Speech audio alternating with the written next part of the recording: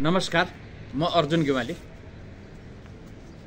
यति बेला एकातर्फ संसार अथवा मध्यपूर्वदेखि लिएर पश्चिमको अवस्था हेर्ने हो भने विश्वयुद्धको चरणमा छ। इरान इजरायल युद्ध, हमास हिजबुल्लाह इजरायल युद्ध र रुस युक्रेन युद्ध। एकातर्फ मध्यपूर्व युद्धमा छ भने अर्कोतर्फ पश्चिमको कारण चीन पनि अघोषित रूपमा यो युद्धमा सामेल भएको छ। उत्तर कोरियाबाट यति बेला करिब 12,000 सेनाहरू युक्रेनसँग लड्नको निमित्त रुस पुटिनको युद्धमा रुसको युद्धमा सामेल भएको कुरा बाहिर आइरहेको छ। र यता ताइवान वरिपरि अमेरिकनहरूले आफ्नो एक्टिभिटी बढाइसकेपछि ताइवान टापुलाई चीनले घेरिरहेको छ। एकातर्फ यो युद्धको अवस्था छ भने अर्कोतर्फ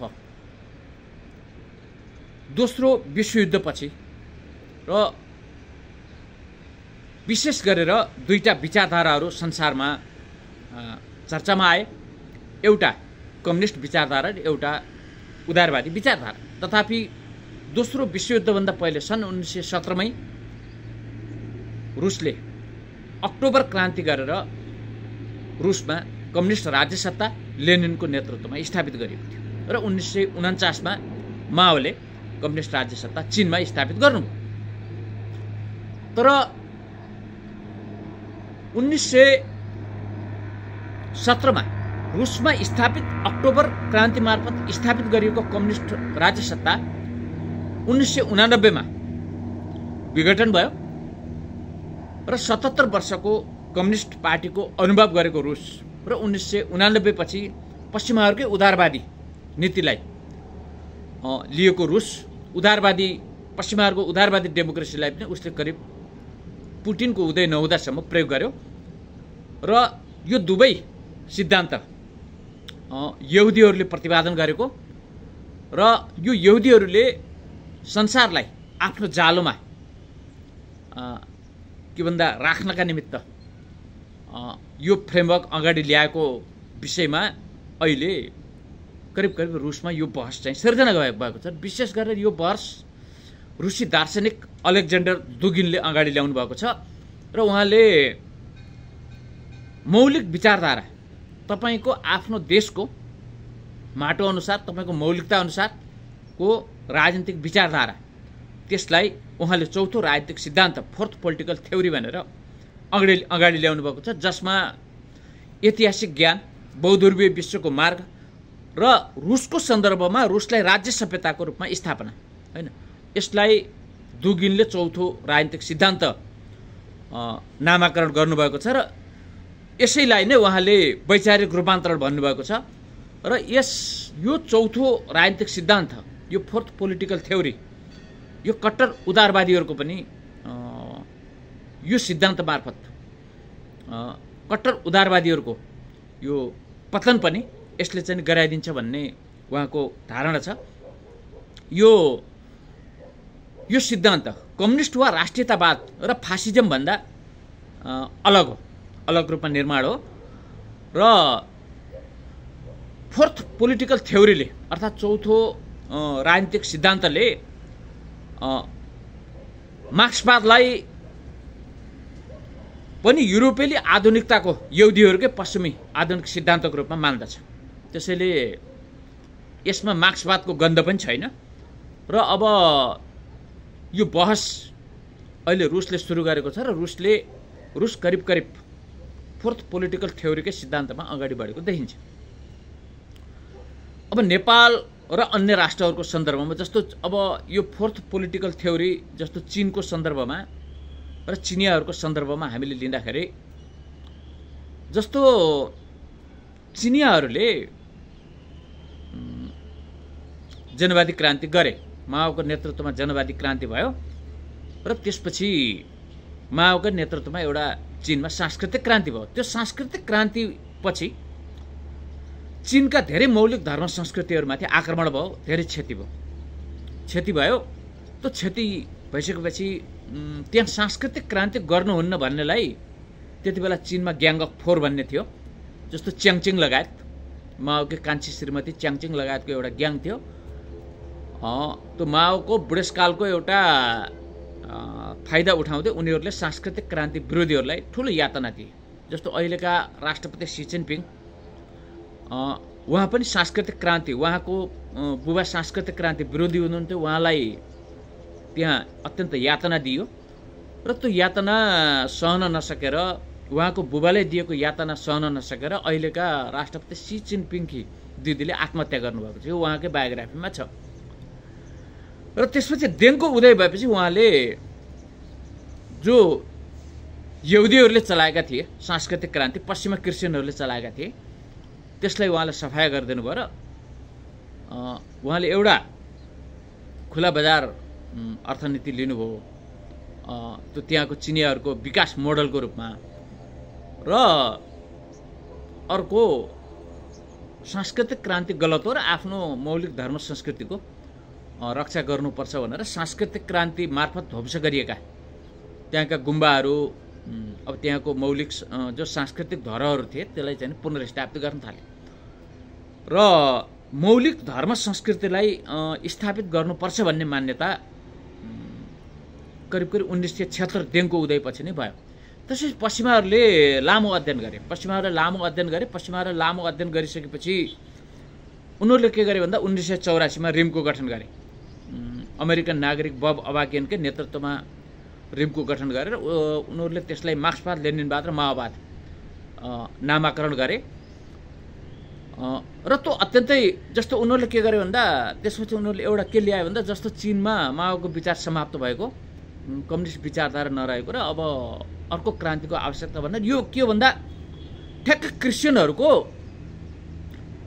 कुनै पनि देशको मौलिक धर्म संस्कृतिलाई समाप्त गर्ने त्यो मोडालिटीमा उनीहरूले माओवाद खडा गरे र त्यसको संस्थापक सदस्य नेपालबाट मोहन विक्रमजी बन्नुभयो, नेकपा मसाल बन्यो, पछि एकता केन्द्र बन्यो, पछि माओवादी बन्यो। र यो जस्तो माओवाद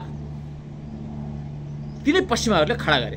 पश्चिमाहरूले किन खडा गरे भने यहुदी मिसन अनुसार उनीहरूले खडा गरे, अथवा त्यहाँको भ्याटिकनको क्रिस्चियन मिसनरी अनुसार उनीहरूले खडा गरे। जब चीनले आफ्नो मौलिक तपाईँको के भन्दा सभ्यतातर्फ फर्क्यो, त्यसैले संसारमा अहिले पनि सभ्यताकै लडाइँ छ। जस्तो अब रुस अहिले चौथो राजनीतिक सिद्धान्त, फोर्थ पोलिटिकल थ्योरीमा किन आयो भने जस्तो चलेन, उसले 77 वर्षको उसको कम्युनिस्ट पार्टीको अनुभव र अब त्यसपछिको उसको पश्चिमा उदारवादी अनुभव।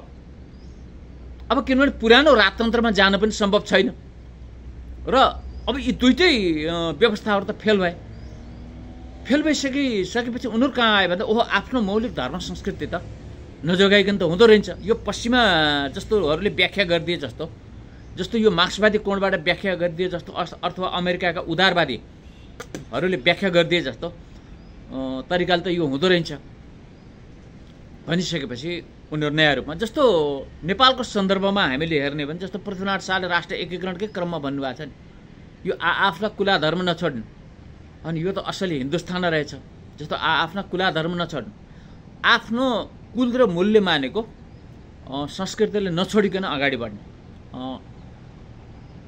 र हाम्रो सन्दर्भमा अब तपाईँको के हो भने जस्तो फोर्थ पोलिटिकल थ्योरी, जस्तो हामीकोमा 46 पछि भित्राइयो, 46 पछि अब उदारवादको नारा लिएर काङ्ग्रेस आयो र अब संशोधनवादी नारामा पश्चिमाहरूकै डिप स्टेट पोलिसी अन्तर्गत बहुदलीय जनवादको एजेन्डा मदनजीले फर्मेसन त्यसलाई चाहिँ अगाडि ल्याउनु भयो। एमाले त्यो बहुदलीय जनवादमा टेकेर पश्चिमा एनजिओ आइएनजिओ मार्फत आयो। अब यिनीहरूले यसलाई लोकतन्त्र प्रजातन्त्रको नाम दिए।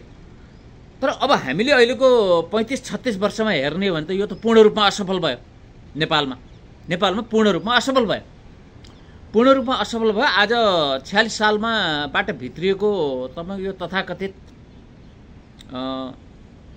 उदारवादले लाखौं युवाहरूले आज खाडीमा पठायो, यहाँका उद्योग धन्दाहरू ध्वस्त गरिए र तथाकथित एमालेको संशोधनवादले यहाँको शिक्षा र स्वास्थ्यलाई व्यापारीकरण गरियो र सम्पूर्ण नेपाली जनतालाई शोषण गर्यो। आज युरोप खाडीमा गएको एउटा युवाले एउटा बच्चा पढाउनको निमित्त सम्पूर्ण जीवन चाहिँ अर्पिनु पर्ने गराए। यिनीहरूले चाहिँ यसरी शोषण गरे र यो व्यवस्था चाहिँ असफल भयो र अब नेपाल जस्तो पुरानो मोडलमा जान पनि सम्भव छैन।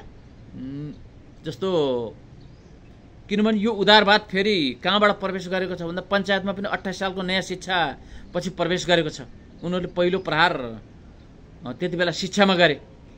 जस्तो योगी नारायणनाथले त्यसलाई इसाई मुसाई र कसाईले ल्याएको यो शिक्षा हो र यसले नेपाललाई समाप्त गर्छ भन्नुभएको थियो। आज ठ्याक्कै त्यही भएको छ। आज +2 गरेपछि तपाईँको यहाँको शिक्षा कहाँ भएको छ भन्दाखेरि अब त्यो चाहिँ बाहिर जाने, किनभने मौलिक विचारधारामा आधारित शिक्षा होइन। त्यसैले यो पनि पश्चिमाहरूको डिप स्टेट पोलिसी र CFR उनीहरूको रणनीति अन्तर्गतको उदारवादी नीति अन्तर्गत भित्रिएको शिक्षा हो 28 सालको शिक्षा पनि। त्यसले गर्दा त्यो स्थितिमा पनि जस्तो हामी जान चाहिँ सम्भव छैन हैन। त्यसले जस्तो यो फोर्थ पोलिटिकल थ्योरी, जस्तो यो चौथो राजनीतिक सिद्धान्त, यसलाई फोर्थ पोलिटिकल थ्योरी नभने पनि चीनले पनि अंगीकार गर्यो। अब चीनले कसरी अंगीकार गर्यो भने देङ सियाओपिङको उदय भयो। देङ सियाओपिङको उदयले त्यहाँको सांस्कृतिक क्रान्तिवाला अतिवादीहरूलाई समाप्त गरिदियो। त्यसपछि चीनले अहिले लिएको तपाईको विचारधारा के हो भन्दाखेरि उसले कल्चरल रूपमा उसले ताओ र कन्फ्युसियसलाई लियो। जस्तो बौद्ध पनि चीनको आफ्नै माटोको त होइन, किनभने गौतम बुद्ध लुम्बिनीमा जन्मनुभयो, गयामा उहाँले शिक्षा दीक्षा लिनुभयो अथवा ज्ञान प्राप्त गर्नुभयो र पछि तिब्बत अथवा त्यो मङ्गोलिया चीनमा बौद्ध धर्मको प्रचार प्रसारका लागि भिक्षु शान्तरक्षित जानुभयो। भिक्षु शान्तरक्षित असफल भएर आउनुभयो। उहाँहरूले केन्द्र चाहिँ तिब्बतको सशक्य बिहारलाई बनाउनु भयो। असफल भएर आइसकेपछि गुरु पद्मसम्भव जानुभयो। जस्तो पद्मसम्भव नेपालकै तपाईँको बौद्धनाथ स्वयम्भूनाथमा उहाँले 5 वर्ष साधना गर्नुभयो। उहाँले फर्पिङमा नेपालका कुलगुरु गोरखनाथसँग दीक्षा लिनुभयो। फर्पिङमा नेपालका कुलगुरु गोरखनाथसँग दीक्षा लिइसकेपछि उहाँले यहाँको बौद्धनाथ र स्वयम्भूनाथमा 5 वर्ष साधना गरेर उहाँ तिब्बतको सशक्य बिहारमा जानुभयो र त्यहाँबाट बौद्ध धर्मको प्रचार प्रसार उत्तरतिर फैलिएको देखिन्छ इतिहासलाई हेर्दाखेरि। त्यसकारण त्यो जस्तो बौद्ध धर्म चिनिया माटोको त होइन। त्यसकारण चिनियाहरूले के गरे भन्दा जस्तो कन्फ्युसियस र ताओ वास्तवमा त्यो वैदिक सनातन धर्मसँगै धेरै कुराहरू मिल्छन्, तर त्यो चिनिया माटोकै भयो। किनभने कन्फ्युसियस पनि चिनकै हुनुभयो, ताओ पनि चिनकै हुनुभयो। आज चिनले कन्फ्युसियसलाई अगाडि सार्यो।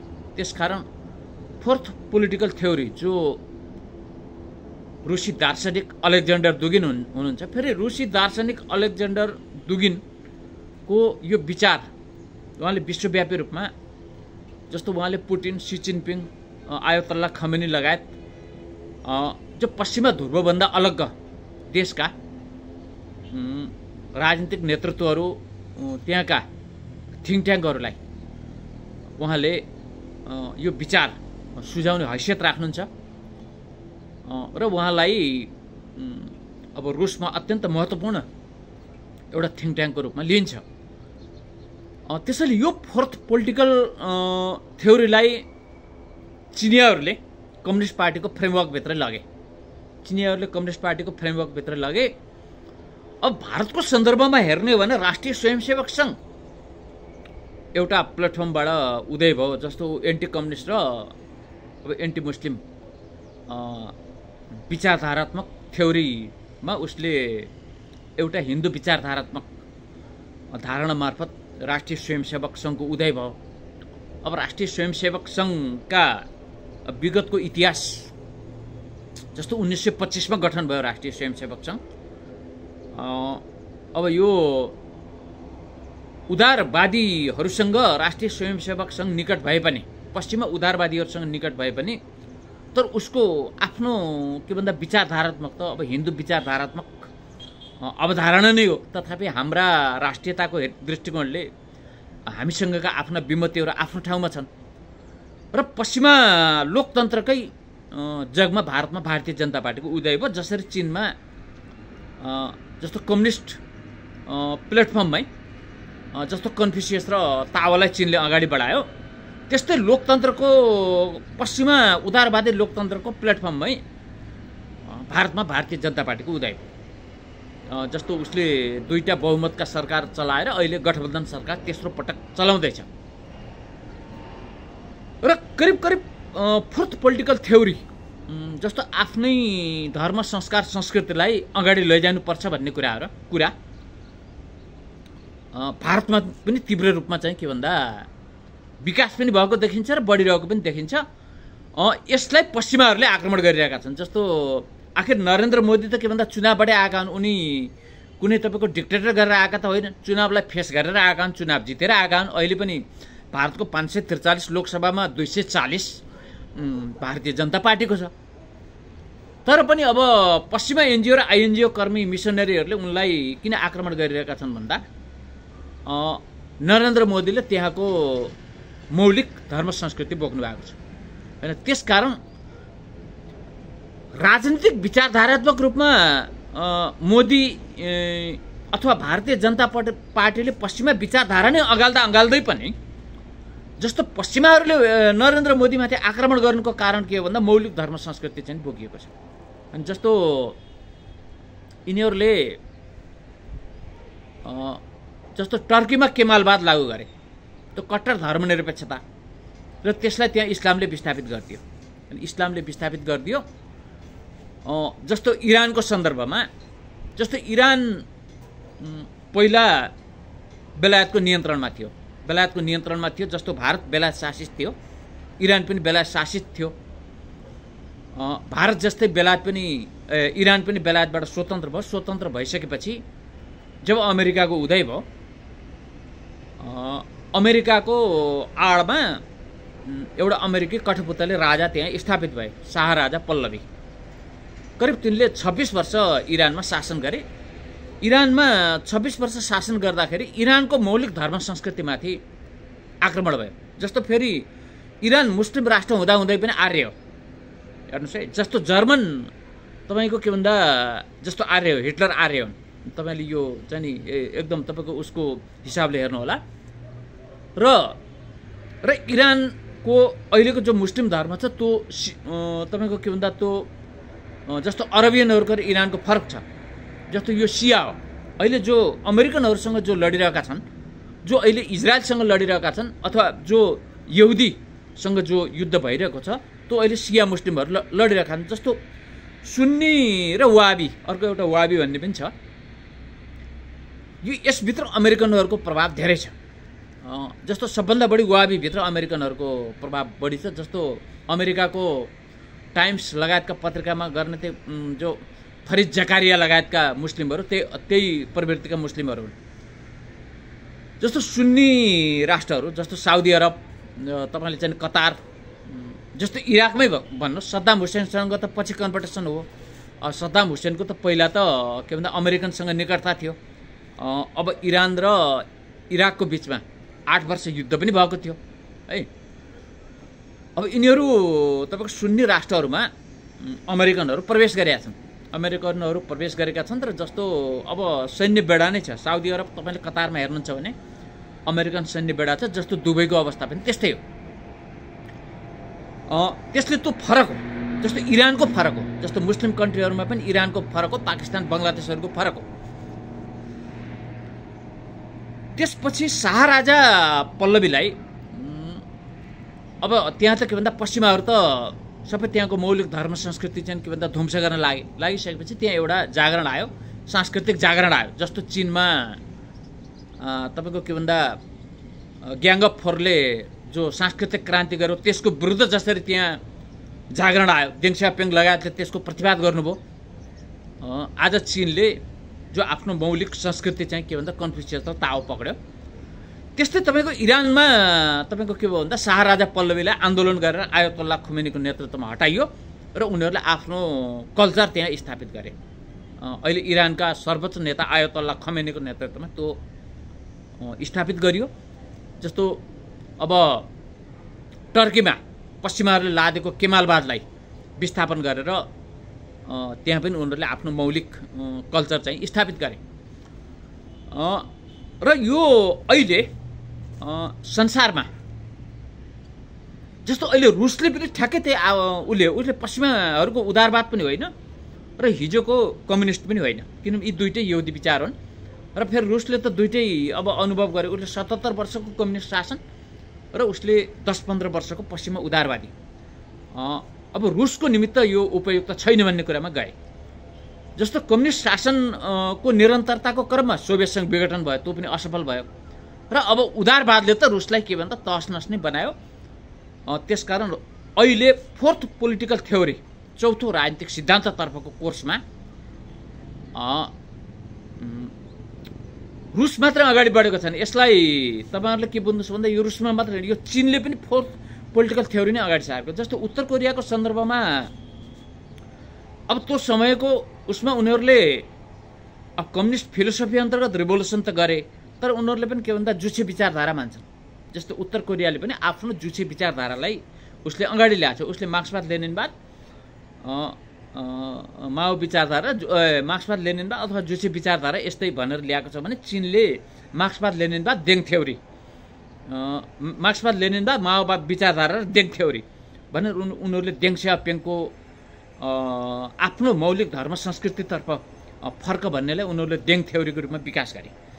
देङ थ्योरीको रूपमा विकास गरे। यो विकास गरिसकेपछि अब पश्चिमाहरूले, किनभने पश्चिमाहरूको त जस्तो यो अलेक्जेन्डर दुगिनले व्याख्या, अहिले जो व्याख्या गर्नुभएको छ अहिलेको युद्धलाई पनि उहाँले, यो पुटिनको विचार पनि हो है, यो तपाईँहरूले त्यसरी बुझ्नु होला।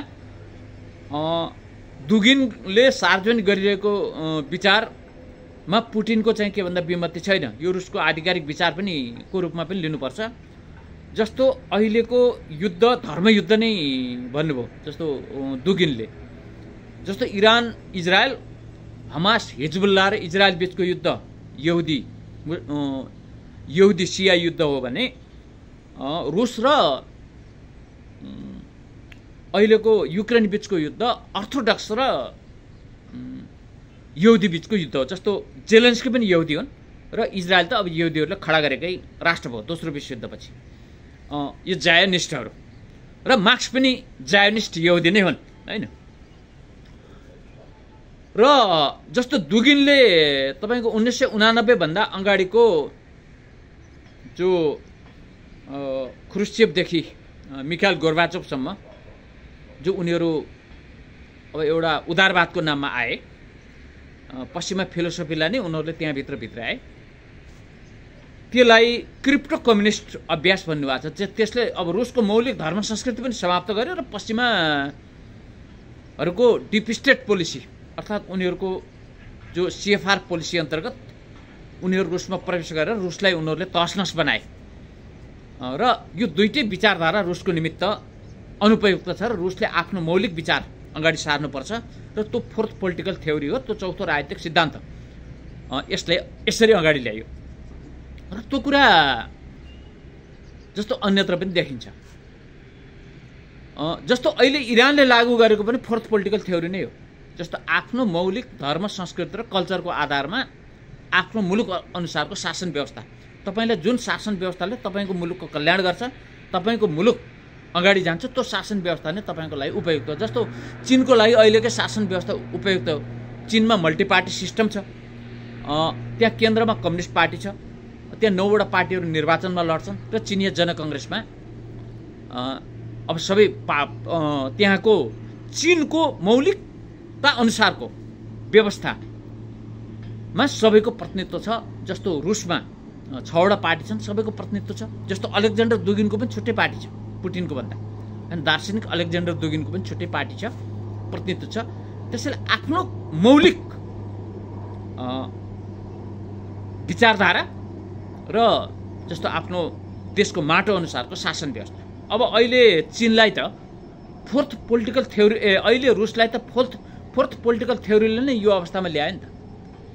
1989 मा ढलेको रुस आज युनाइटेड रसियाको एजेन्डासहित पुटिन बहुध्रुवीय विश्वको अवधारणासहित पश्चिमलाई चुनौती दिएर उत्रेका छन् र रुस आज विश्वको शक्तिशाली राष्ट्रको रूपमा उभिएको छ र रुसलाई त यही फोर्थ पोलिटिकल थ्योरी विचारधाराले नै स्थापित गर्यो नि त। पश्चिमाहरूको उदारवादले त उसलाई के भन्छ चाहिँ स्थापित त गरेन हैन। जस्तो हिजोको तपाईँको के भन्छ कम्युनिस्ट फिलोसफी त फेल भइसक्यो 89 सम्म आइसक्दा त।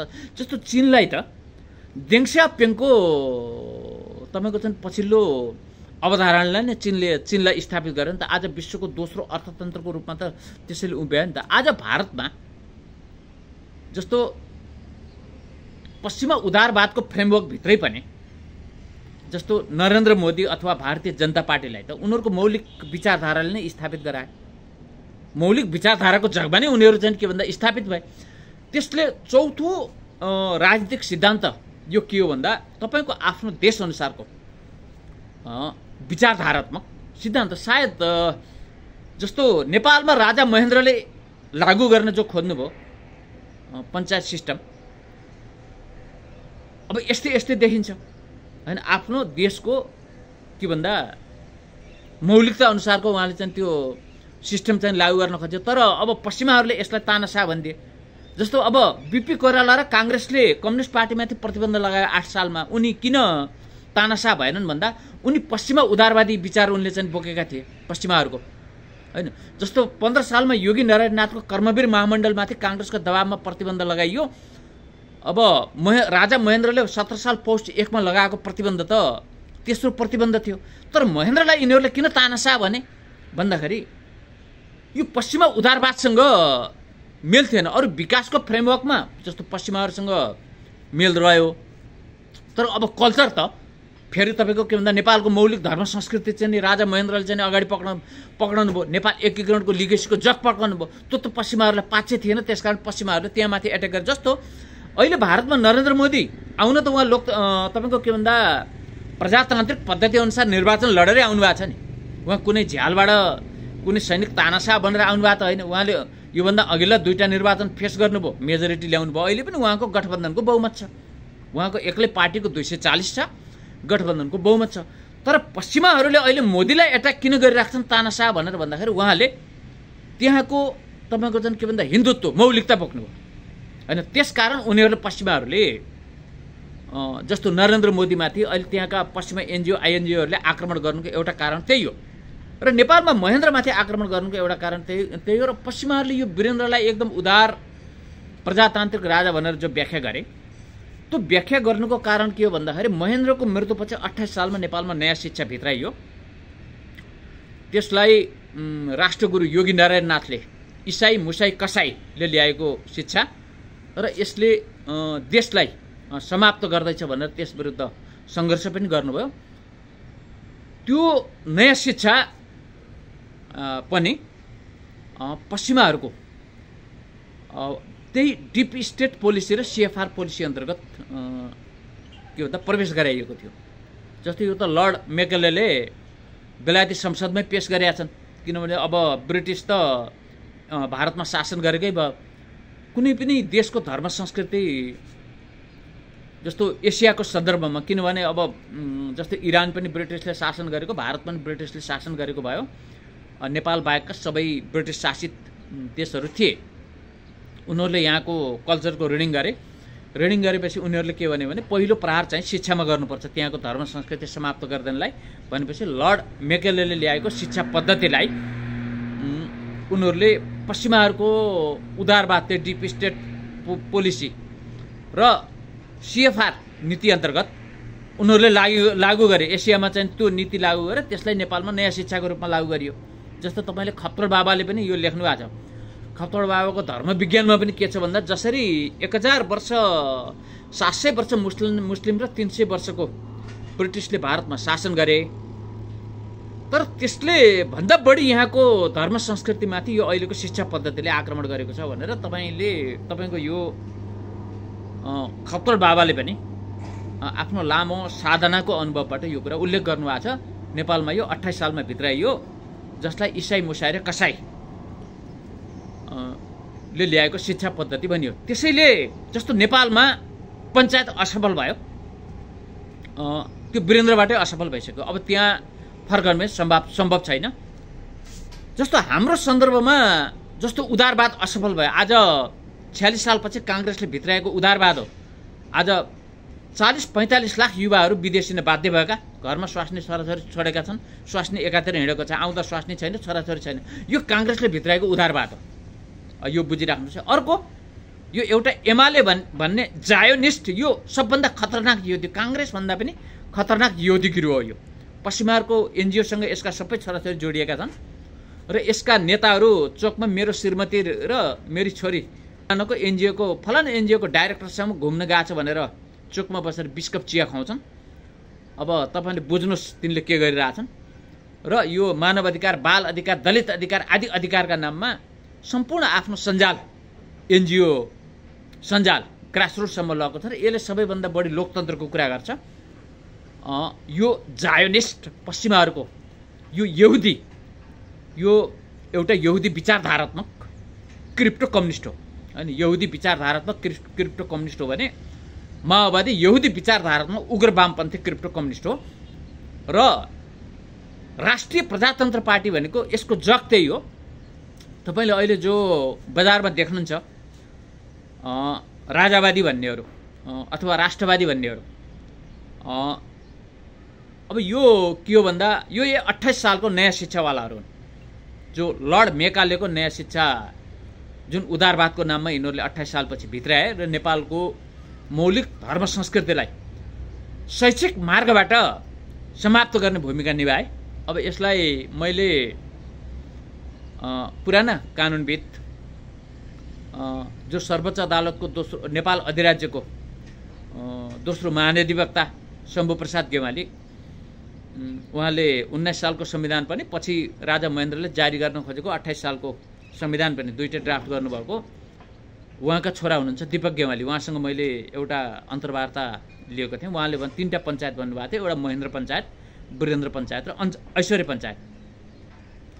अब यो वीरेन्द्र र ऐश्वर्य पञ्चायत भनेको पूर्ण रूपमा पश्चिमाहरूको उदारवादी फ्रेमवर्कभित्रको पञ्चायत थियो र त्यसले पनि पहिलो चाहिँ प्रहार कहाँ गर्यो भन्दा नेपालको पहिलो लर्ड मेकालेको शिक्षा पद्धति ल्यायो, नयाँ शिक्षा पद्धति ल्यायो। त्यसपछि 33 सालमा उनीहरूले गुठी साट्ने बेच्ने कानुन ल्याए। यही प्रकाश चन्द्र लोहनी, यिनै कमल थापाहरू, यिनै अब यही प्रवृत्तिका मान्छेहरूले र बिस्तारै अब शैक्षिक र नेपालको कल्चरमा गुठी साट्ने बेच्ने कानुन र तपाईँको नयाँ शिक्षाबाट प्रहार गरियो। र जस्तो पश्चिमाहरूको पहिलो प्रहार भनेको धर्म संस्कृतिमाथि हुन्छ, चाहे त्यो मुस्लिम राष्ट्रहरूमा होस्, चाहे हिन्दू राष्ट्रहरूमा होस् या अन्यत्र होस्। जस्तो अर्थोडक्स, तपाईँको रुस त अर्थोडक्स क्रिस्चियन हो, क्रिस्चियनै हो, तथापि त्यहाँ पनि पश्चिमाहरूले के भन्दा अब यहुदी विचार लाद्न खोजे, यहुदी क्रिस्चियन लाद्न खोजे। अहिलेको लडाइँ चाहिँ रसियन र अमेरिकनहरू अथवा रसियन र यो जो जायोनिस्टहरू छन्, जो यहुदीहरू छन्, यसबिचको लडाइँ चाहिँ त्यही हो।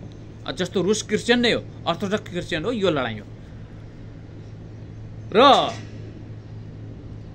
त्यसकारण अब हामी त्यो हिजोको त्यो पञ्चायतमा जान पनि सम्भव छैन। तपाईँले काङ्ग्रेसले ल्याएको उदारवाद त हेर्नुभयो, आज 45 लाख जो युरोप र खाडीमा छन्, कतिका आउँदाखेरि श्रीमती छैन, अन्त हिँड्दिएका हुन्छन्। त्यो बिजोग छ। यो अपराधिक व्यवस्था काङ्ग्रेसले ल्यायो। तपाईँले एमालेको मैले भनि नै सकेँ, चोकमा बसेको छ, मेरो श्रीमती र छोरी फलानु एनजिओको डाइरेक्टरसँग घुम्न गएको छ भने 20 कप चिया खाएको छ, चिल्लो कोट लगाएको छ, लोकतन्त्रको कुरा गरेको छ, प्रजातन्त्रको कुरा गरेको छ। अझ यो म त्यो काङ्ग्रेसका यसो प्राध्यापक अलिकति एजुकेटेड मान्छेहरूसँग बस्दाखेरि त उनीहरू अलिकति समीक्षात्मक पनि गर्छन्, तर यो एमालेका त बुद्धिजीवी भन्नेहरू पनि यस्ता लठैत र यस्ता दासहरू छन् हैन। त्यो अब तिनलाई अब त्यस्ता त बुद्धिजीवी छन्, तिनको तपाईँले चाहिँ के कुरा गर्नुहुन्छ हैन। त्यसकारण यो मदन भण्डारीले ल्याएको बहुदलीय जनवाद पनि पश्चिमाहरूको डिप स्टेट पोलिसी अन्तर्गतको जायोनिस्ट विचारधारा नै हो। तथापि उहाँको राष्ट्रियताको प्रश्नमा आफ्ना अडानहरू होला। यो असफल भएको छ। जस्तो 46 सालदेखि अहिले 81 हेर्ने हो भने 35 वर्ष भयो। 35 वर्ष त यो व्यवस्था त असफल भयो हैन। पञ्चायत पनि असफल भयो भनेपछि हामी त्यहाँ फर्कनु अब सम्भव छैन हैन। हामी त्यहाँ फर्कनु सम्भव छैन। जस्तो अहिले जो राजावाद र राजावादी र राष्ट्रवादको नाममा जो आएको छ त्यो पनि जायोनिस्ट पश्चिमा उदारवादी व्यवस्था नै हो। उनीहरूको सिद्धान्त राष्ट्रियता प्रजातन्त्र र उदारवाद हो। त्यो पश्चिमाहरूकै पोलिसी हो। अब यो पनि के भन्दा फेल भइसकेको पोलिसी हो। त्यसकारण हाम्रो मौलिक विचारधारा त्यो भनेको जस्तो नेपाल एकीकरणको जगको जस्तो अलेक्जेन्डर दुगिनले आफ्नो रुसको सन्दर्भमा व्याख्या गर्नुभयो, आयतल्ला खोमेनीले आफ्नो इरानको सन्दर्भमा व्याख्या गर्नुभयो। इरानको लागि त्यही व्यवस्था ठिक छ। आज इरान अमेरिकालाई हाक दिने एउटा शक्तिशाली राष्ट्रको रूपमा छ हैन। उसले किन चाहियो यो पश्चिमाहरूको उदारवाद, पश्चिमाहरूको कम्युनिजम हैन। जस्तो आज भारत पनि 5औं आर्थिक शक्तिको रूपमा आएको छ हैन। आखिर हाम्रा सहमति असहमतिहरू आफ्नो ठाउँमा छन्। अब एउटा स्टेपमा त तपाईको जुन आफ्नो कल्चरल विचारधारात्मक जगभित्र मोदीले उभ्यायो अथवा भारतीय जनता पार्टीले उभ्यायो, त्यसलाई तपाईले मान्नुहोस् या नमान्नुहोस्, हाम्रो राष्ट्रियताको प्रश्नमा हाम्रो आफ्नो लडाईँ छ हैन। त्यो त उनीहरूले पनि उभ्याए। र हाम्रो विचारधारात्मक जग के हो भने भारतको जस्तो हिन्दू विचारधारा हाम्रो होइन। हाम्रो विचारधारा भनेको हाम्रो आफ्नो मौलिक जस्तो समन्वयात्मक हिन्दू बौद्ध किराँत तपाईको चाहिँ के भन्दा विचारधारा हो। जस्तो त्यो भारतको जस्तो होइन। त्यो जस्तो यहाँ इस्कोनले ल्याउन खोजेको विचारधारा होइन, राधे राधेले ल्याउन खोजेको विचारधारा होइन। जस्तो साई बाबा यो रूपमा जो नेपालमा प्रवेश गरेका छन् र जो क्रिस्चियनहरू अथवा विभिन्न रूपमा धर्मनिरपेक्षताको आवरणमा आएका जायोनिस्ट इसाई हत्याराहरू जो छन्, यो विचारधारा होइन हैन। जस्तो यहाँ हिन्दू विचारधाराभित्र प्रवेश गरेर आएका इस्कोन अथवा साई बाबा, राधे राधे, हरे राम हरे कृष्ण, यो विचारधारा हो। हाम्रो मौलिक विचारधारा भनेको के हो भन्दा गोरखनाथ, भैरवनाथ, चन्दननाथ, हाम्रो चाहिँ के भन्दा जस्तो देवी मनोकामना 64 योगिनी, हाम्रो यो संस्कृति हो र समन्वयात्मक अध्यात्मवादी हाम्रो संस्कृति हो। जस्तो जायोनिस्टहरू यहाँ मार्क्सवादको आवरणमा हाम्रो यो संस्कृतिमाथि आक्रमण गर्न आएका छन्। जस्तो अहिले तपाईले चाहिँ मोहन वैद्यहरू हेर्नुहोस्, जस्तो आहुतिहरू हेर्नुहोस्, जस्तो यो एमाले भित्रका मोदनाथ प्रसिद्धहरू हेर्नुहोस्, यी जायोनिस्ट तिनै अहिले संसारमा जो आतंक बचाएका छन् इजरायललाई केन्द्र बनाएर, तिनै जायोनिस्ट यहुदीहरूले पालेका र यहुदी विचारधारात्मक बोकेका यी अपराधी बुद्धिजीवीहरू हुन्। तपाईले यिनलाई यसरी लिनु होला। यो नेपालका तथाकथित वामपन्थ र तथाकथित तपाईको कम्युनिस्ट आवरण र प्रगतिवादका रूपमा आएका, जस्तो यहाँ तपाईको एउटा प्रगतिवाद भन्ने छ, प्रगतिशील लेखकहरू भन्ने छन्, यिनी तिनै जायोनिस्टहरूले पालेका अपराधिक विचारधारा बोक्नेहरू हुन्। यी नेपालको मौलिक धर्म संस्कृति विरोधीहरू हुन्। यी नेपालको कल्चर विरोधीहरू हुन्। त्यसैले हामीले बोक्ने नरेन्द्र मोदी या आरएसएसले बोके जस्तो विचारधारा होइन। हाम्रो आफ्नो विचारधारा छ। त्यो नेपाल एकीकरणको जगको विचारधारा छ। जसरी अलेक्जेन्डर दुगिनले रुसी जगको विचारधाराको फोर्थ पोलिटिकल थ्योरी लागुको कुरा अगाडि ल्याउनु भयो, जुन फोर्थ पोलिटिकल थ्योरी इरानको सन्दर्भमा आयतल्ला खोमेनीको रूपबाट अगाडि आयो, चीनको सन्दर्भमा देङ स्याओपिङबाट अगाडि आयो र त्यो अहिले कन्फ्युसियस र ताओ विचारधारात्मक रूपमा विकास भयो। भारतको सन्दर्भमा नरेन्द्र मोदी मार्फत अगाडि आयो र त्यो अहिले त्यहाँको हिन्दू विचारधारात्मक रूपमा अगाडि आएको छ। हाम्रो सन्दर्भमा गोरखनाथ विचारधारा हो र तपाईको यहाँको के हो भन्दाखेरि हाम्रो समन्वयात्मक अध्यात्मवादी विचारधारा हो। जस्तो हामीले मत्स्येन्द्रनाथलाई पुज्दा हामी हिन्दूहरूले भगवान शिवको रूपमा पुज्छौँ भने संसारभरिका बौद्धिस्टहरूले आर्य अवलोक्तेश्वरको रूपमा पुज्नुहुन्छ। त्यहाँ हिन्दू पुजारी पनि हुनुहुन्छ, बौद्ध पुजारी पनि हुनुहुन्छ। जस्तो शैव हिन्दू र जस्तो वैष्णव हिन्दूहरूको सन्दर्भमा हेर्नुहुन्छ भने जस्तो मुक्तिनाथ, त्यहाँ हिन्दू पुजारी पनि हुनुहुन्छ र बौद्ध पुजारी पनि हुनुहुन्छ। त्यो समन्वय छ। जस्तो तपाईँ मुस्लिमकै सन्दर्भमा हेर्नुहुन्छ भने दाउन्नेको मदरनाथ, त्यहाँ हिन्दू पुजारी पनि हुनुहुन्छ र मुस्लिम पुजारी पनि हुनुहुन्छ मदरनाथ। त्यो समन्वयात्मक छ। हामीकोमा समन्वयात्मक अध्यात्मवाद हो। त्यसैले जायोनिस्ट यहुदीहरू, जस्तो मैले तपाईँको अब जायोनिस्ट यहुदीहरूको विचारधाराको रूपमा नाम लिँदा हामीले पहिलो रूपमा जायोनिस्ट विचारधारालाई सबैभन्दा नेपालको मौलिक धर्म संस्कृति मास्नका निमित्त कम्युनिस्ट आवरणभित्र तत्कालीन नेकपा मालेभित्र मोदनाथ प्रसिद्ध आए र पुष्पलाल आए पुष्पलाल पनि जायोनिस्ट क्रिप्टो कम्युनिस्ट हो। यसमा चाहिँ क्लियर हुनुहोस् तपाईँहरू। उसको उनका सङ्कलित रचनाहरू हेर्नुहोस्। अब उनले त यहाँसम्म कि यहुदीहरूलाई प्रगतिशील विचारधारा भनेका छन् र नेपालको धर्म संस्कृतिमाथि पुरै रूपमा आक्रमण गरिएको छ। हुन त यो मैले तपाईँहरूलाई पटक पटक भन्छु, यो बनारसमा बिपी र पुष्पलाल भनेर आएका यी जायोनिस्टहरू लाई तपाईँले परिवर्तन गर्न धेरै गाह्रो छ। अब तपाईँले यो विचारधारा, यो नेपालको सन्दर्भको फोर्थ पोलिटिकल थ्योरी भनेको अब हामीले नयाँ पुस्तामा लैजानुपर्ने आवश्यकता छ। ती बनारसबाट बिपी र पुष्पलाल भनेर आएका अथवा माओवाद भनेर आएका ती जायोनिस्टहरू, ती जडसूत्रवादीहरू परिवर्तन हुँदैन। जस्तो मेरो एउटा साथी हुनुहुन्छ, उहाँ म नाम लिइनँ, उहाँलाई कस्तो ह्याङ छ भने बौद्धल मैले ल्याएँ भन्ने ह्याङ छ। उहाँले यो व्यवस्था आएपछि पनि केही पाउनु भएको छैन।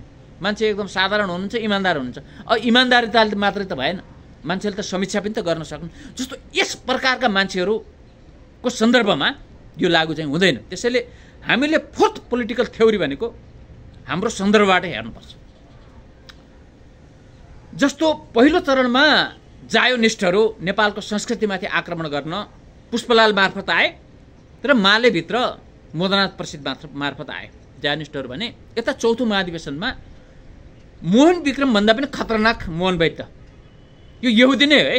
यो तपाईँहरू चाहिँ बुझिराख्नुहोस् होइन, यहुदी विचारधारा र अहिलेको नेपालमा जो स्थापना गरिएको प्रगतिवाद र प्रगतिशील विचारधारा भन्ने छ, यो रुसी दार्शनिक अलेक्जेन्डर दुगिनले व्याख्या गरे जस्तो पश्चिमाहरूले प्रवेश गराएको यहाँको मौलिक धर्म संस्कृति विरोधी पश्चिमा जायोनिस्ट विचारधारा हो र यहुदी विचारधारा हो। यो प्रगतिवादी भन्नुहोस्, अहिलेको यो तपाईँको चाहिँ यो बिपीवादीहरू भन्नुहोस्, यो त्यही जायोनिस्ट विचारधारा हो। र त्यसैले हामीले हाम्रो सन्दर्भ किन यो हेऱ्यो भने हामीले त 36 वर्षको शासन त हामीले हेऱ्यौँ। यी तपाईँको चाहिँ उदारवादी र यो संसदवाद क्रिप्टो कम्युनिस्ट र उदारवादीहरूको शासन त हामीले 36 वर्ष नेपालमा हेऱ्यौँ नि होइन। 46 सालदेखि अहिलेको 81 साल तपाईँले हेर्ने हो भने यो 36 वर्षको शासन व्यवस्था भनेको तपाईँको यो क्रिप्टो कम्युनिस्ट विचारधारा हो। अनि क्रिप्टो कम्युनिस्ट र पश्चिमा उदारवादी विचारधारा हो। यो हेऱ्यौँ, यो असफल भइसक्यो नेपालमा। पञ्चायत 28 सालपछि नै असफल भइसक्यो भनेपछि अब हामी नेपालको मौलिकताको जगमा चाहिँ हामी जाने के भन्दा अगाडि जानुपर्छ। र जसरी रुसका दार्शनिक अलेक्जेन्डर दुगिनले जो 77 वर्षको असफल रुसको कम्युनिस्ट शासन र त्यसपछिको उदारवादी पश्चिमा उदारवादी व्यवस्थाको बीचबाट उहाँले फोर्थ पोलिटिकल थ्योरी अहिले जो रुसले अगालेको छ, अहिले जो पुटिनले अगाडि ल्याएका छन् त्यो ल्याउनु भयो। त्यो यो फोर्थ पोलिटिकल थ्योरी अर्थात् चौथो राजनीतिक सिद्धान्त यो इरानमा पनि प्रारम्भ भएको छ, यो चीनमा पनि प्रारम्भ भएको छ कन्फ्युसियस र ताओ विचारधाराको रूपमा। अब उत्तर कोरियामा जुचे विचारधाराको रूपमा अब यो प्रयोग भइरहेको छ। त्यसकारण उनीहरूले रिम खडा गरेका हुन् होइन। भने भारतमा अब यसलाई ढिलो चाँडो बिजेपीले यसलाई नै अगाडि लैजाँदैछ र अन्य मुस्लिम राष्ट्रहरूमा पनि अन्ततः के भन्दा फोर्थ पोलिटिकल थ्योरी अपनाउनु पर्ने उनीहरूलाई चाहिँ के भन्दा बाध्यात्मक अवस्था सिर्जना हुँदैछ। त्यसैले पश्चिमको यहुदीवाद जो कम्युनिस्ट फ्रेमवर्कभित्र आएको क्रिप्टो कम्युनिस्ट जो यहुदीवाद र तपाईँको उदारवाद डेमोक्रेसीको आवरणमा आएको अथवा लोकतन्त्रको आवरणमा आएको उदारवादको अन्त्य पनि हो। यो अहिलेको रुसको पुनरुदय अन्त्य पनि हो। र हाम्रो सन्दर्भमा यो पृथ्वीनारायण शाहले भने जस्तो आफ्ना कुला धर्म नछोड्नु यो गोरखनाथ धारा नै हो। यसले सबैलाई समन्वय गर्छ। जस्तो तपाईँको जाने गोरखनाथ धाराले जस्तो मत्स्येन्द्रनाथ उहाँले हिन्दू र बौद्धलाई शैव हिन्दू र बौद्धलाई जोड्नु भएको छ। मुक्तिनाथ उहाँले वैष्णव हिन्दू र बौद्धलाई जोड्नु भएको छ। मदरनाथ उहाँले मुसलमान र हिन्दूलाई जोड्नु भएको छ। त्यसैले यो समन्वयात्मक अध्यात्मवादलाई यहाँ भत्काउनका निमित्त जायोनिस्टहरूले यहाँका क्रिप्टो कम्युनिस्टहरू प्रयोग गरेका छन् होइन। त्यसमा सबैभन्दा बढी प्रयोग माओवादीहरू भएका छन्, सबैभन्दा बढी प्रयोग माओवादीहरू भएका छन्। र अहिले जो यो वैज्ञानिक समाजवाद भनेर यहाँ आएका छन्, तपाईँ यो कोइन गर्नुहोस् है, यो वैज्ञानिक समाजवाद भनेर उनीहरूले विज्ञानको हवाला दिएर पछाडि समाजवाद राखेर आउनेहरू पनि यो जायोनिस्टहरू नै हुन्, जायोनिस्टहरू नै हुन्। र यिनलाई हामीले फोर्थ पोलिटिकल थ्योरी मार्फत विस्थापित गर्नुपर्छ। त्यो हाम्रो मौलिकतामा आधारित हो। त्यसैले जस्तो हामीले अपनाउने भारतमा भारतीय जनता पार्टी या राष्ट्रिय स्वयंसेवक सङ्घले लिएको जस्तो होइन, हाम्रो मौलिक सिद्धान्तको, हाम्रो मौलिक जगको आधारमा। र यो तपाईँको कल्चरको विषयमा यो दार्शनिक सन्त नेपालका राष्ट्रगुरु योगी नारायणनाथले यो मार्ग लिनुभएको थियो। यो मार्ग लिनुभएको थियो।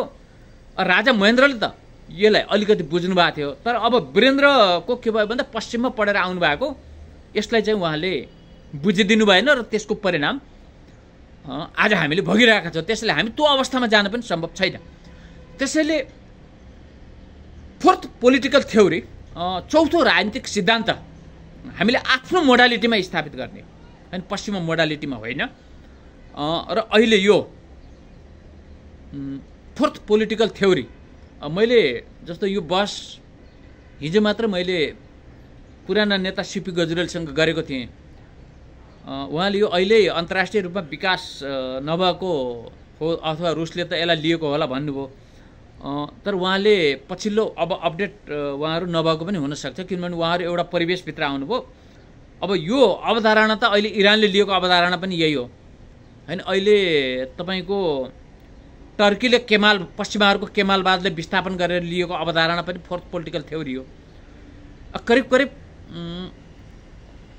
उदारवाद या लोकतन्त्रको फ्रेमभित्र आए पनि अब भारतीय जनता पार्टीले लिन खोजेको विचारधारा पनि यही नै हो।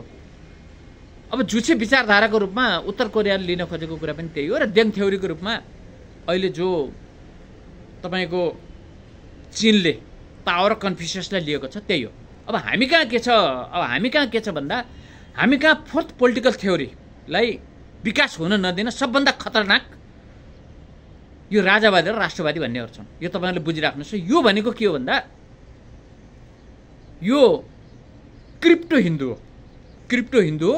यो जायोनिस्टहरू नै हुन्। यिनीहरू जायोनिस्टहरू नै, यिनीहरू पश्चिमा उदारवादको व्याख्या गर्छन् र यिनीहरूले के बोकेका हुन्छन् भन्दा जस्तो इस्कनलाई बोकेका हुन्छन्, आफूलाई भन्दा हिन्दू भन्छन्, भन्दा बौद्ध भन्छन्, तर यिनीहरूले कसलाई बोकेका हुन्छन् भन्दा जस्तो दलाई लामालाई बोकेका हुन्छन्, जस्तो कृष्ण क्राइस्ट अवधारणा लिएको तपाईँको चाहिँ के भन्दा इस्कनलाई बोकेका हुन्छन्, जस्तो साई बाबालाई बोकेका हुन्छन्, त्यो पनि के भन्दा कृष्ण क्राइस्ट यही अब्राहिम, त्यसमा तपाईँको अब्राहिमहरूलाई पनि जोडिया छ है। जस्तो अमेरिकनसँग जोडिएका अब्राहिमहरू विशेष गरेर सुन्नी समुदायका मुसलमानहरूलाई त्यसमा जोडेको छ, जस्तो साई बाबा, राधे राधे। यो पनि के हो भन्दाखेरि ठ्याक्कै जस्तो मैले यसलाई तपाईँको रुसको जस्तो क्रिस्चियन त रुस पनि क्रिस्चियन हो तर अर्थोडक्स हो। त्यो यहुदी र पश्चिमाहरूसँग उनीहरूको मेल चाहिँ खाँदैन। रसियनहरूको अहिलेको लडाइँ त्यही हो। जस्तो अलेक्जेन्डर दुगिन पनि के हुन् भन्दाखेरि अर्थोडक्स हुन् होइन।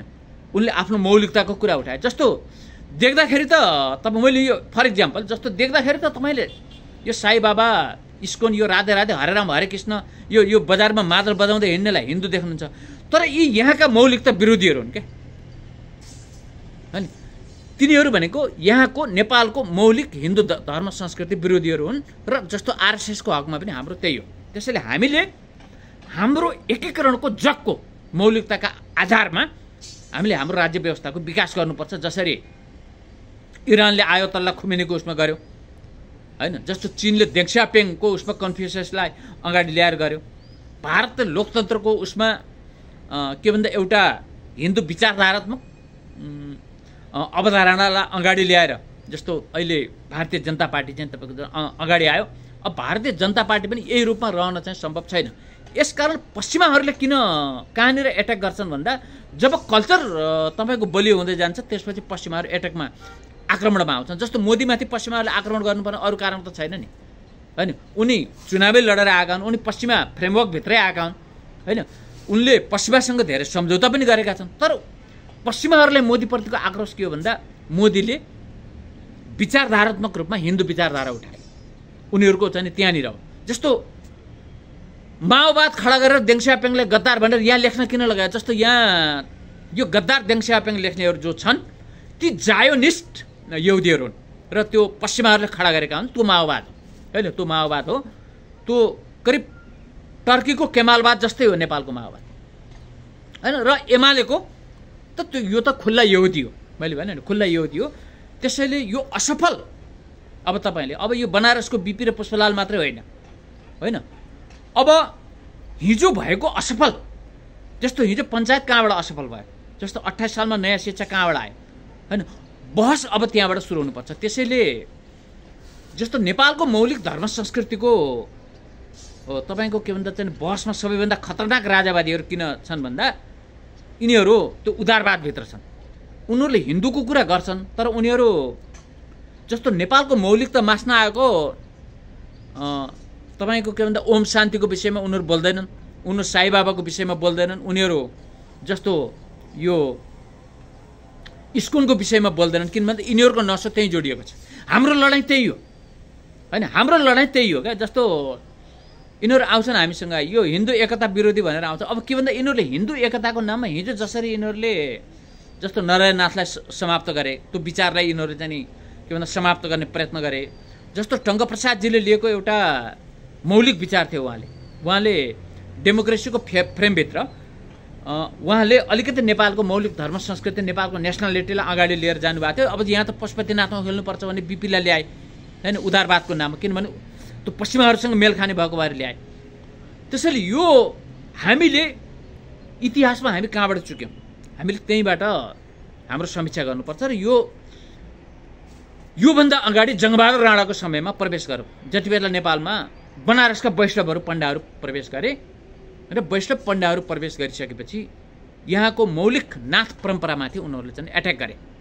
र यो जस्तो तपाईँ हामी कहाँबाट जानु सक्नुपर्छ भन्दा अझ कृत्य सुगौली सन्धि, जब गिरिमाला युद्धमा राजा भए रणबहादुर शाहले एउटा विधवा मधेसिनी ल्याइन्, त्यसप्रति जन्मेका छोरा गिरिमाला युद्ध राजा भए, उनलाई बालक राजा बनाइयो।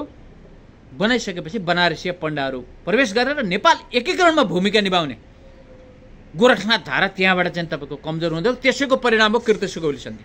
हेर्नुहोस् है, त्यसैले हामीले हाम्रो समीक्षा गर्दा हामीले कहाँबाट समीक्षा गर्नुपर्ने हुन्छ भन्दा रणबहादुर शाहबाट समीक्षा गर्नुपर्ने हुन्छ। र जस्तो बहादुर शाहको अवसान, बहादुर शाहमाथि जो यातना दिए, जो नेपाल विशाल नेपाल एकीकरण गर्ने बहादुर शाहमाथि, त्यो त्यही तपाईँको चाहिँ के भन्दा बनारसबाट प्रवेश गरेकाहरू थिए, तिनीहरूको चाहिँ तपाईँको चाहिँ भूमिका थियो। त्यसले हामीले त्यहाँदेखि हामीले चाहिँ हेर्नुपर्ने हुन्छ। जस्तो नेपालको मौलिक तपाईँको के भन्दा नाथ परम्परा र विचारधारालाई बनारसीय पण्डाहरू प्रवेश गरेर त्यहाँदेखि कमजोर बनाउन खोज्यो, जसको कारण नेपाल कमजोर भयो हैन। नेपाल कमजोर हो, त्यसको विकसित रूप हो 1903 को कोत पर्व। त्यसैले जङ्गबहादुर हो, उनले बाँके बर्दिया कैलाली कञ्चनपुर फर्काए त एउटा पाठ हो, तर तपाईँको विचारधारात्मक रूपमा मौलिक विचारधारामाथि तपाईँको चाहिँ आक्रमण, तपाईँको के भन्दा त्यसलाई संस्थागत गर्ने काम जङ्गबहादुर राणापछि भयो। जङ्गबहादुर राणाको मुलुकैनपछि भयो। त्यहाँ जातपात छुवाछुत, किनभने जस्तो नाथ परम्परामा त्यो छैन, ती सबै कुराहरू त्यहाँबाट ल्याइए र त्यसलाई एउटा उमा दियो। र अब यसलाई अलिकति राजा महेन्द्रले करेक्सन गरिसक्नु भएको थियो, तर वीरेन्द्र आइसकेपछि नयाँ शिक्षाको रूपमा फेरि आयो है, नयाँ शिक्षाको रूपमा फेरि आयो। 10 वर्षको महेन्द्रको शासन बाहेक उनीहरू नै नेपालको मौलिक धर्म संस्कृतिमाथि उनीहरू नै हाबी रहे र 46 सालपछि त यो उदारवाद र क्रिप्टो कम्युनिस्टको आवरणमा आयो। त्यसले हामीले फोर्थ पोलिटिकल थ्योरीलाई व्याख्या गर्दा हाम्रो सन्दर्भमा लागू गर्दाखेरि हामीले विगतको इतिहासको समीक्षा गरेर लागू गर्नुपर्छ। जसरी चीनले विगतको इतिहासको समीक्षा गर्यो, आज उसले जो बेल्ट एन्ड रोड भनेर अगाडि ल्याएको छ, BRI भनेर, त्यो 2200 वर्ष पूर्वको योजना हो हैन, उनीहरूले ल्याएको योजना हो। त्यसैले अहिले हामीले हाम्रो सन्दर्भमा फोर्थ पोलिटिकल थ्योरीलाई गोरखनाथ धारा र योगी नारायणनाथले लिएको मार्गबाट नै हामीले चाहिँ अगाडि जानुपर्छ। चुनाव हुन्छ, तपाईँको के भन्दा पार्टीहरू होलान्, त्यो कुरा छ, तर मुलुकको मूल सिद्धान्त के हो भने त्यो भनेको के भन्दा त्यो पृथ्वीनारायण शाहको दिव्योपदेश र योगी नारायणनाथले लिएको जो नेपालको मौलिक धर्म संस्कृतिको विचारधारा हो, त्यो नै के भन्दा हाम्रो जग हो हैन। त्यसकै जगमा, त्यसैले यहाँ कोही लोकतन्त्रवादी कोही राजावादी त्यो होइन, मूल जग नै त्यही हो। त्यसैले जसरी रुसले फोर्थ पोलिटिकल थ्योरी आफ्नो सन्दर्भमा ल्यायो, त्यसैले हामीले हाम्रो सन्दर्भको फोर्थ पोलिटिकल थ्योरी ल्याउन जरुरी छ। र आज चीनले पनि फोर्थ पोलिटिकल थ्योरी आफ्नो सन्दर्भमा ल्यायो, इरानले आफ्नो फोर्थ पोलिटिकल थ्योरी ल्यायो।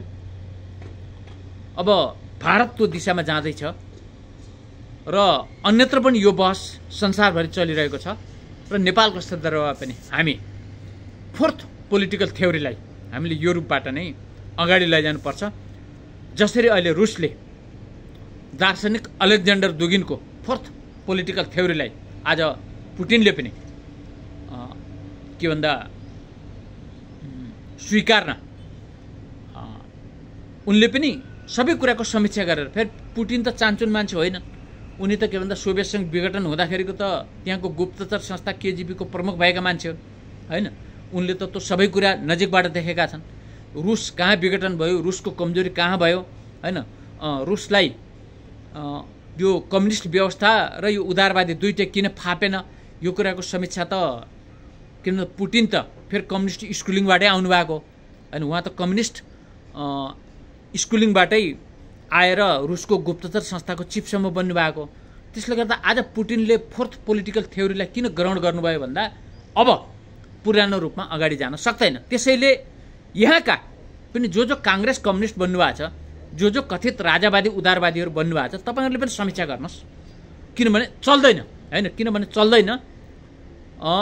अब यो अहिलेको तपाईँको जुन राजनीतिक सिद्धान्त छ, जुन फ्रेमवर्क छ, यसबाट मुलुक अगाडि जान सक्दैन र मुलुक पुरानो रूपमा पनि जान सक्दैन। जस्तो राजतन्त्रले लिएको उदारवाद अथवा त्यो व्यवस्था जो अहिलेका राप्रपाहरूले भन्ने गर्छन्, त्यो धारमा पनि मुलुक जाँदैन। त्यसैले मुलुक नयाँ रूपबाट जाने हो। त्यसैले मैले यो राजतन्त्रको परम्परागत शक्तिको व्यवस्थापनको कुरा मैले पुनःस्थापना होइन व्यवस्थापन भनेर किन भनिरहेको भन्दा अब विश्व बहुध्रुवीकरणतर्फ गएको छ। करिब करिब तेस्रो विश्वयुद्धको चरणमा चीन, रुस, उत्तर कोरिया, इरान आज एउटा ध्रुवमा छन् भने अमेरिका, इजरायल सहित का राष्ट्रहरू अब एउटा ध्रुवमा छन् र विश्व बहुध्रुवतर्फ गएको छ। र बहुध्रुवसँगै फोर्थ पोलिटिकल थ्योरी अहिले बहसमा आएको छ र आफ्नो देशको मौलिक धर्म संस्कृतिको जगमा आफ्नो देशको उन्नति हुने शासन व्यवस्था होइन, यो नै फोर्थ पोलिटिकल थ्योरी हो। रुसको हकमा अलेक्जेन्डर दुगिनको फोर्थ पोलिटिकल थ्योरी हो भने हाम्रो हकमा पृथ्वीनारायण शाहको राजनीतिक विचारधारा र योगी नारायणनाथले पछिल्लो चरणमा ल्याउनु भएको नेपालको मौलिक धर्म संस्कृतिको विचारधारा, यो जगमा नै हाम्रो फोर्थ पोलिटिकल थ्योरी के भन्दा अगाडि जान सक्छ। त्यसमा जस्तो के भन्दाखेरि जस्तो हाम्रो जग के हो त, नेपाल निर्माणको जग के हो, त्यसमा हो नि त तपाईँले गर्ने। जस्तो आयतल्ला खमेनीले के गरे, इरानको जग के हो, त्यो जगमा उनले निर्माण गरे। जस्तो अहिलेको रुसको तपाईँको जुन दुगिनको फोर्थ पोलिटिकल थ्योरी के भन्दा जस्तो रुसको जग के हो, जस्तो चीनको जग के हो, चीनको जग त के भन्दा कन्फ्युसियस र ताओ, आखिर बौद्ध पनि होइन नि त चीनको जग त। अनि त्यसले गर्दा त्यहाँको के भन्दा कम्युनिस्ट फ्रेमवर्कलाई ताओ र कन्फ्युसियस विचारधारामा चाहिँ के भन्दा ढालियो।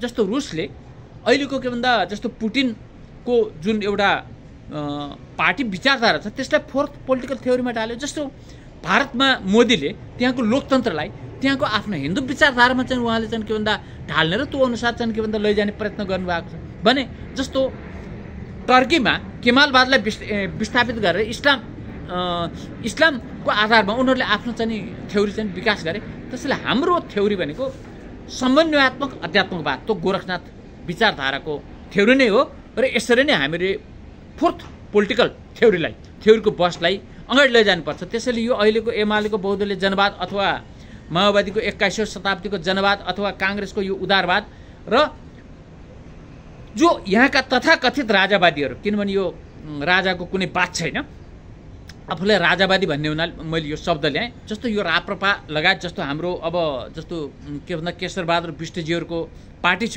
उहाँहरूले जुन विचारधारा बोक्नुभएको छ यो पश्चिमा तपाईँको के भन्दा उदारवाद हो। यो विचारधारा तपाईँको काम लाग्दैन, यो फेल भइसकेको हो। त्यसैले हामीले बोक्ने भनेको फोर्थ पोलिटिकल थ्योरी हो। फोर्थ पोलिटिकल थ्योरीको आधारमा नेपाली मोडलको शासन व्यवस्था त्यसलाई चाहिँ हामीले चाहिँ अगाडि लैजानुपर्छ र अब यो विषयमा हामीले चाहिँ बहस चाहिँ अगाडि लैजानुपर्छ। धन्यवाद।